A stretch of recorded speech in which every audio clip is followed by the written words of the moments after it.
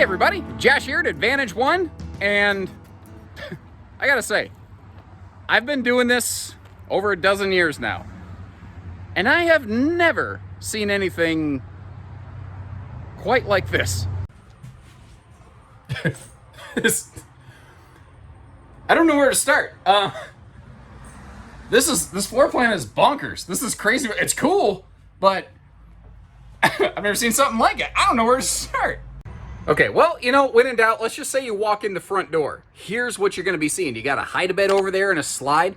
And really, the more I look at this, the more I actually do feel somewhat familiar with it, because this kind of reminds me of the old 3700 LK Montana floor plan, just adapted down to an ultralight trailer. You have opposing living room slides and just no kitchen slide back here, but it has a very generous kitchen. You may have noticed that's not a theater seat. Those are actually two individual pushback recliners there.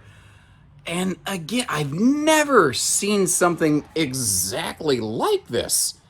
And I'm really digging that corner. I like that because this is behind the slide. It's quiet, it's private. This is away from the foot traffic of the RV.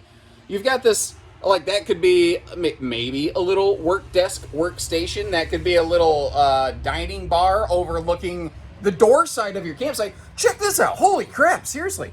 Look at the window coverage over here on the door side of this thing. You have visibility for days. This is awesome. Wow. Wow. And the lights. I don't have them on, and I should have done that. I apologize, but there's so many windows. I don't know that I need them.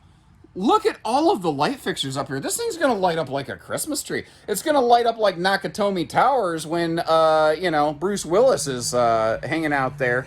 A little Die Hard reference for you today. That is a 12-volt DC compressor fridge next to that nice pantry. Full drawer below the Furrion oven, which is nice. And I'm also keen into the fact that this is ventless flooring, so it is something that will be easier to keep clean. Countertops are all sealed edge. Good drawer space where you need it. And you know something I like very often?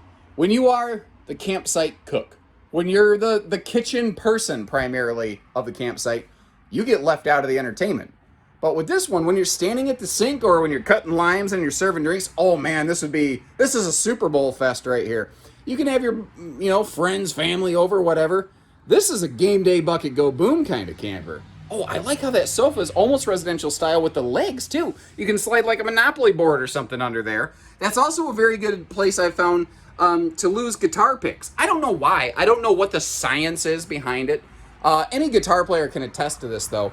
But if you drop a guitar pick, it somehow falls into the void of the universe. It slips between the fabric of all things physical and becomes lost forever until you wash your clothes like 3 years later and you find it in a shirt you didn't even own when you lost that guitar pick. True story. And I'll mention this in more detail when we go outside. Vibe is not a member of the Salem Wildwood family. They do share some upper management, so as a result, you will see them kind of borrow from one another every now and then. And this bedroom-bathroom interaction with that 30 by 36 tall 6'9" shower, well, 6'9" to the floor, you do need to subtract, about 4 or 5 inches for the plumbing space there. This is a Wildwood bathroom right here. That's not a knock, by the way. That's a good thing. Because that means over here in the bedroom, you've got an extra closet space. Now, your water heater and stuff, there's system stuff down there, so it doesn't go all the way to the floor. That's why it's kind of paneled and partitioned off.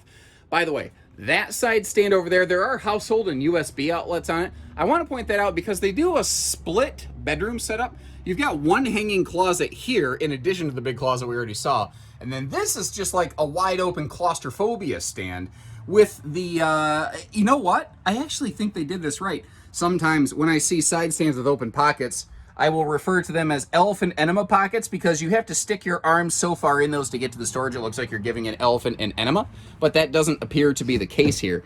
Now, I actually kind of expected that bed to lift. My apologies there. The bed does lift, it just doesn't have struts on it, but you can see how there is the very Wildwood style storage cubes down there. Once again, not a knock that they're borrowing from one another. That's a good thing to borrow right there.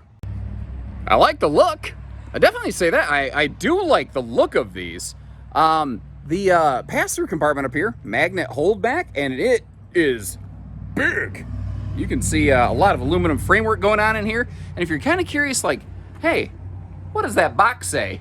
Well, it's a Prodigy RF brake controller box. If you look over here, this trailer basically has effectively now a built-in brake controller. Now, that does require the handheld unit that goes inside of your tow vehicle.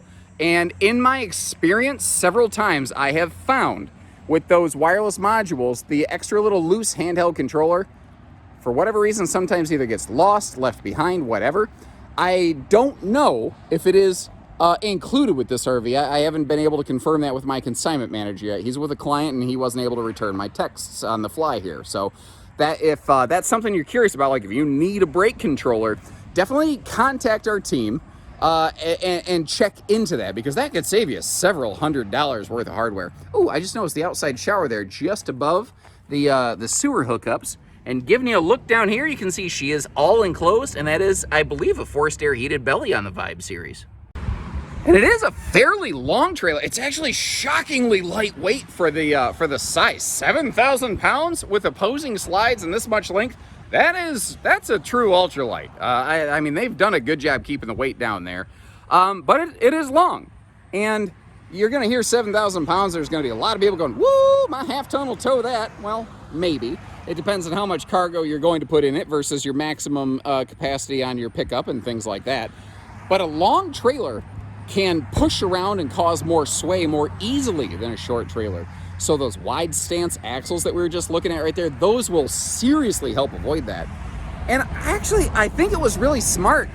Even though it's two small awnings, I think it's better than having one awning over the super slide. There is some benefit to it, like being a, sort of a free slide awning, but this, I don't know, I kind of like that, because especially with the slide blocking, this down here, this just really feels like this is going to be patio central here. Speaking of which, in case you were curious what was behind door number 1, Vibe is not a member of the Wildwood series, but it does have their cousins, I guess you could say. They're not directly in the same family tree, if you will, but this is actually a little miniature camp kitchen that Wildwood originally created that several of the other Forest River brands basically just borrowed. Now, in case you're wondering, originally this would have been an electric glass top induction cooktop. It appears it was removed. I don't know, maybe somebody just didn't like it. Maybe they decided they'd be more handy to just put a little wastebasket or something there. I'm not sure. All I know is that's what she looks like right now. And remember, we can assist you with things like little accessory upgrades, hitching. We can get the RV delivered for you, financing. We do trades. We do all that stuff. When you're ready, we're ready. Give us a call. So take care, stay safe, have fun, and have an A1 day, everyone.